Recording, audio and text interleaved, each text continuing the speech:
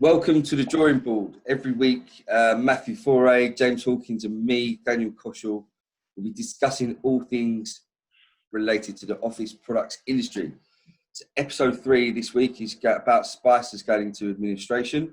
So recently we understood that one of our key suppliers and one of the market's key suppliers, spices, has gone into administration. I believe they were founded in 1796. So they a really, really big company. It's been around for, generations.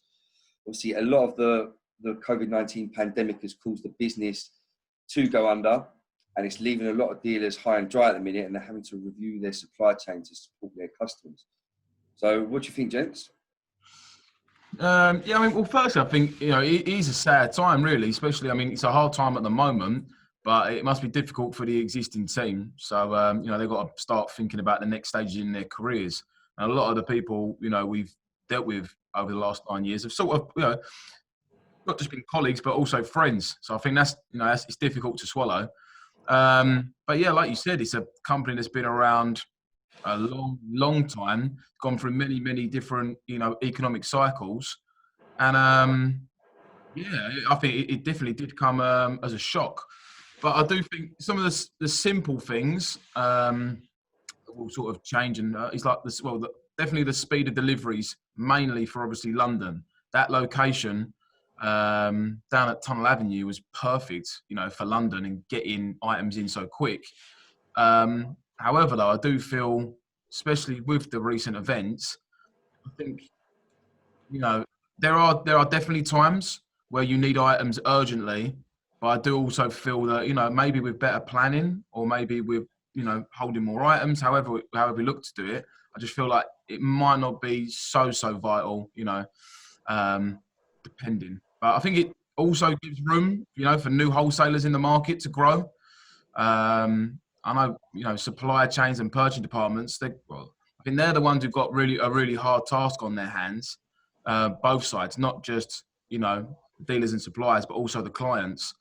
But I think that, if we think about us, we've been the last 9 years building relationships, with different manufacturers, different suppliers. So I feel like, the ease of just going to one place, I think that was great many years ago. I do feel like it's evolved as the market's changed, and more people are actually reaching out to specific people for specific items. I just think, obviously, it's a mad time, obviously, with everything going on. Obviously, we've worked with these guys for how many years now? Obviously, ever since we first started. But just looking at the market itself, over what maybe the past, say, 3 years, obviously a lot of changes have come in, especially with, eco-friendly sort of stuff, and, people kind of looking more into environmental friendly kind of items. And as you can imagine, especially kind of items like paper and things like that, you can really see that, wholesalers, with this product itself, people like, who's actually buying the items, kind of demanding lower prices and things like that. But obviously with all this going on, they can't obviously make their own margin and things like that. So as you can see, the product range is obviously getting lower. The items that they can sell is obviously getting less and less. And obviously this is, the kind of stage that we're at. So we've been in business for nearly 10 years now. So we've had quite a good spectrum, maybe not as much as others, but we've had quite a good spectrum of how the market has changed. So starting from when we did in 2011 to now, what's caused the negative effect to these large wholesalers over the past 10 years? How I'm looking at it now, looking at the market today, compared to when, we'd be competing with, people just like us, that's kind of picking up the phone, making calls and, really, trying to chase new business and things like that. Nowadays, what you kind of see is more online driven companies, which are really just focusing on price. There's not kind of, account management. Sorry, my light's gone We've off. got that energy saving lighting over here at Office Oracles. So yeah, just more not focusing on like the account management. They're more kind of focusing on just, solely price and getting the product out. Whereas I just feel like that's kind of affected our market itself, where we'd be more focusing on, kind of supporting the clients and things like that, if you get what I mean. Yeah, I think you're right. Getting it out, especially with the same days and things like that, Matt, like you just mentioned. I think the purchasing habits have changed. So, like you're saying, a lot of people traditionally, but, it's a funny one though, because I suppose, typically we look at, obviously in our SLAs and our reviews, even like our KPIs, we go over and we look, right, how do orders come in? Of course, most people it's simply to obviously go online. But it still does surprise me when people, the amount of orders that still coming through the phone, still via email. So, definitely, I think, it's obviously going more online because it's simpler, it's less steps to order. But I don't know. I don't know. We still listen to our clients, and they, some of the traditional purchasing methods are still the same. In terms of like the items that are causing effects, then yeah, the product mix is changing. Like you've mentioned, pulp pricing is going up. So, typically the manufacturing cost of these is going up, but yet the market is, sometimes demanding a review on that item. It's a very, very, popular item. Then on the other side, the recyclable items really, got popular. What was it, 2007? But we're even just seeing some of our clients now really put, their green credentials in place. So, that's the thing to think of. Is that gonna be the same moving forward, or are people gonna think maybe green isn't? I can't justify spending twice as much for the same item. Do you know what I mean? So there's a bit of thinking there. But even down to marketing has changed. So, a lot of traditional sort of wholesalers would be using more like email marketing. Even for us, I mean, in our research, in branding and marketing, it's a lot more social media. And so I think there's a lot of change sort of, and I mean, for us in business, we embrace change, but it's not always been at the speed. The changes made have not always been the speed of the market changing. And I feel like that gap, that bridge that they've had to sort of try to get things going, and some of the initiatives, in the community that we know about, just I don't know if they had the desired effect that they set out, to achieve. Yeah, I think reflect on the market. E-commerce has been huge, and I remember our first web store. It was terrible. It was horrible. It was not easy to use. It wasn't functionable until like the ones that we've got now, some great suppliers and things that can really help and provide like really good web stores for all of the dealers. And even e-commerce now, I think there's a lot more specialists out there, which people would naturally put more kind of trust and think, oh, they're a specialist. Even when technically they're just I know a lot of dealers are maybe just ripping up 1/10 of Spice's wholesale products, pushing them and maybe looking like specialists, which is very clever way of doing it. So I think obviously the e-commerce structure and a lot of people, and then from a clientele purchasing point of view, Google is one of the strongest chinks in their chain, where they can just search anything and get the top 10 Google rankings, maybe not built on brand or reputation, but just on how well Google rank they are.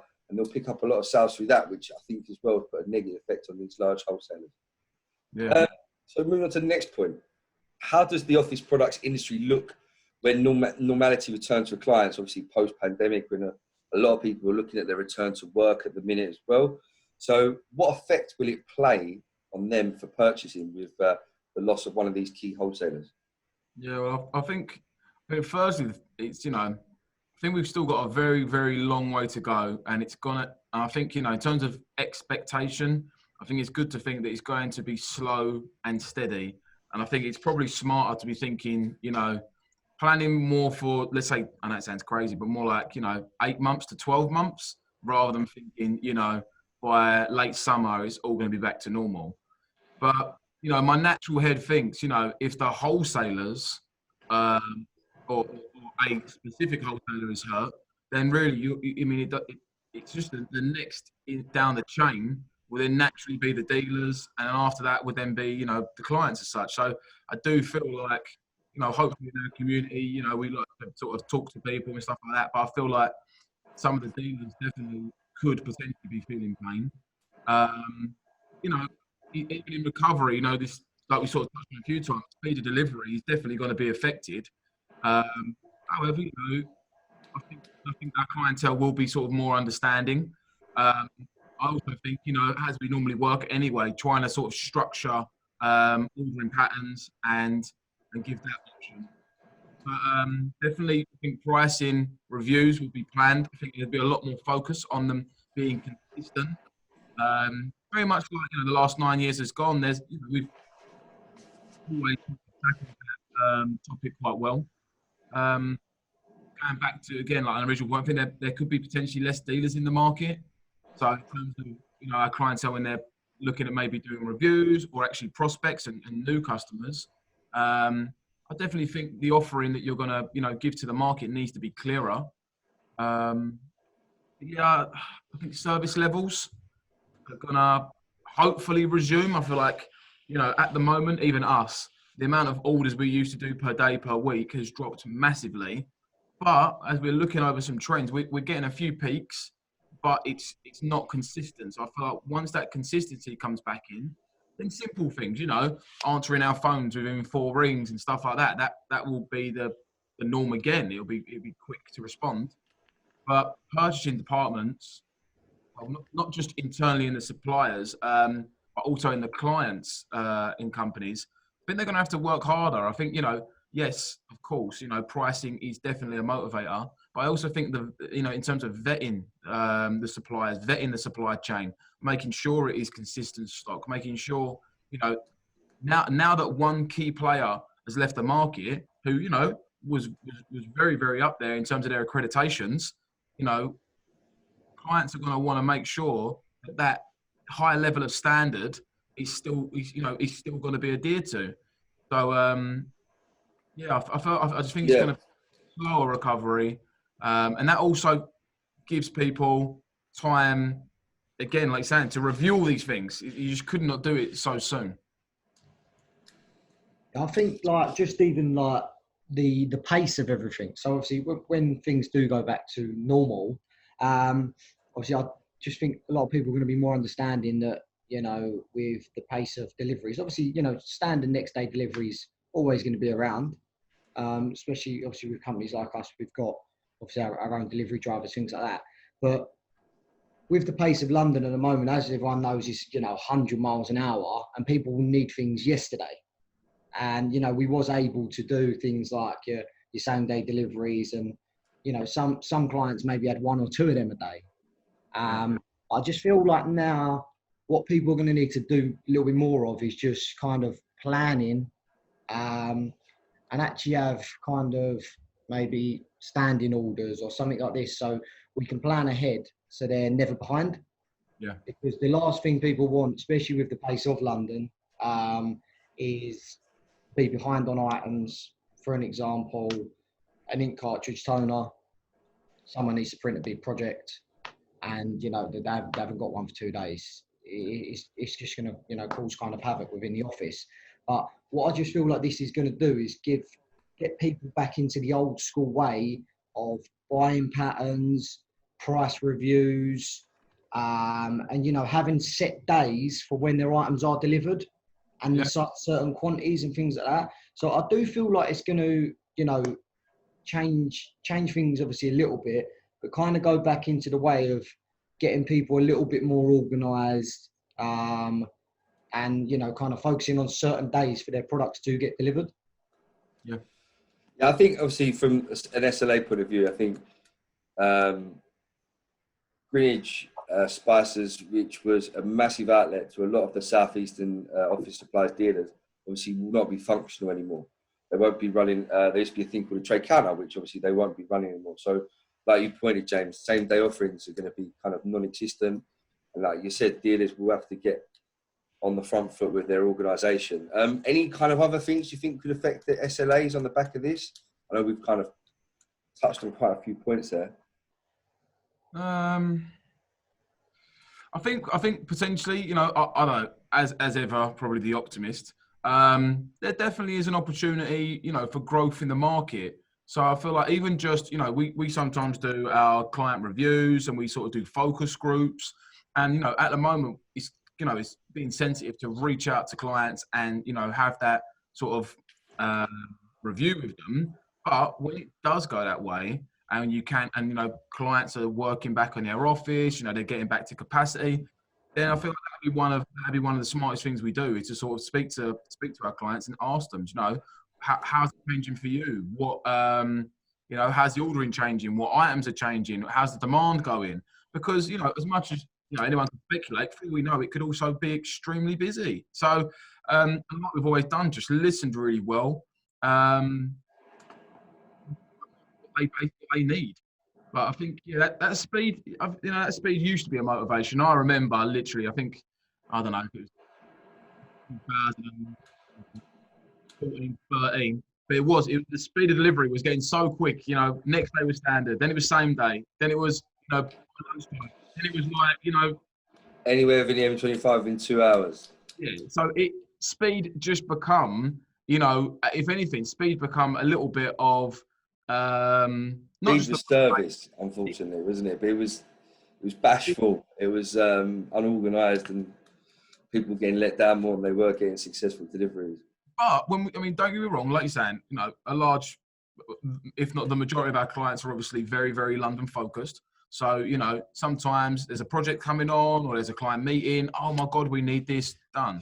But how we do work with our clients, and sort of touch on James's point, we are normally well ordered, organised, well planned, well structured. And even coming into, you know, when we're looking at our green credentials and our policies, we do try and say to people, you know, like, can you do an order on a certain day for a certain delivery? Even discussing with the building management and looking at, can we group deliveries for the entire building? So I feel like, you know, there's definitely going to be change, but a lot of the things we were thinking about and discussing and the feedback we was getting from clients before, I still think, you know, it's going to ring true. I think clients will still be definitely thinking about their, you know, their carbon footprint. They're going to be thinking about their sustainability. Oh, hello. Energy saving lights again. Saving too much energy. I'm trying to save time. But I just think like consistency will be very important. I mean, just slowly picking on a topic now in terms of like, you know, the PPE, and I know we discussed, you know, you can get an item one day and then you sometimes can't get it. If you're now in a purchasing department and you're purchasing for, I don't know, 1,000 staff, are you going to have the time to have, you know, 20 different options to keep, you know, going to for stock? So I feel like the vetting stages and this, I think a lot of people are going to want now is the confidence of having continuous stock and a continuous price. So people are also going to be extremely busy working on getting their staff back, working on, you know, even this, if this is our business, what's our client's business? They're also then going to be having to, you know, talk to their customers about however service is looking for them. So it's going to have a roll-on effect, and hopefully, you know, I mean, you've obviously kept the warehouse open, Dan, so you've seen, you know, the whole sort of change of the market, and even these discussions just help you think and plan ahead. Perfect. Thanks for that, gents. I think it's a really good chat, and hopefully we provided some insight to our clients and the market as well. Thanks for tuning in. And if you, as I ask every week, please do leave your comments below and likes. And if you do find anything good out of this, please share it so other people can as well. Thank you so much. Thank you.